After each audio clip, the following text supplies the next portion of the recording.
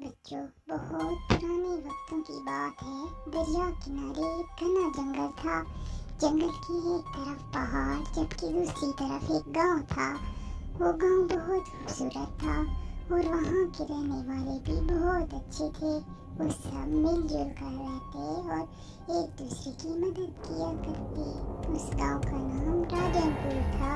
राजनपुर में एक छोटा सा बच्चा था जिसका नाम चांद था।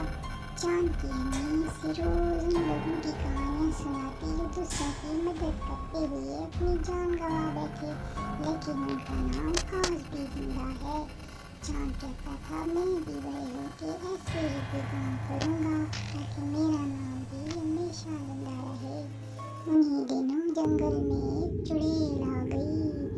वो चुड़ैल जिसको भी देखती उठा कर ले जाती और मजे मजे से भून कर खा लेती थी। गांव के लोग डर के मारे शाम को ही घरों में बंद हो जाते थे। रात को कोई भी बाहर नहीं निकलता था। सब लोग परेशान थे कि आखिर इस बला से कैसे छुटकारा पाया जाए।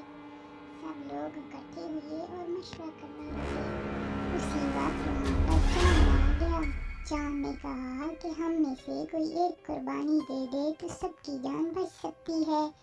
मेरे पास एक बहुत ही अच्छा आइडिया है। जब चुड़ैल आएगी तो सब लोग छुप जाना। वो मुझे उठा कर ले जाएगी और मैं अपनी जेब में कागज के सफेद टुकड़े रखूंगा और रास्ते में फेंकता जाऊंगा। इस तरह आप लोगों को चुड़ैल के ठिकाने का इल्म हो जाएगा और आप लोग जाकर उसे मार देना। सब लोगों ने अहमद की बात ना मानी, लेकिन अहमद ने बहुत इसरार किया। उसे दूसरों की मदद करने का शौक भी तो बहुत था। सब लोगों ने मजबूरन अहमद की बात मान ली, क्योंकि किसी न किसी को कुर्बानी देनी ही थी, वरना इस तरह तो सब लोग अपनी जान से हाथ धो बैठते। जैसे ही रात हुई, चुड़ैल आई। अहमद सामने था तो उसने अहमद को उठाया और चल पड़ी।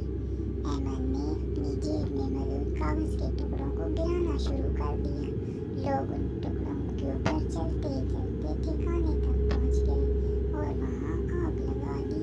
इस तरह चुड़ैल जल गई। गांव के लोग हंसी खुशी रहने लगे। लेकिन आज भी सब लोग अपने बच्चों को चांद की कहानी सुनाते हैं और गांव का नाम भी उन्होंने चांदपुर रख दिया। इस तरह चांद की जान तो चली गई,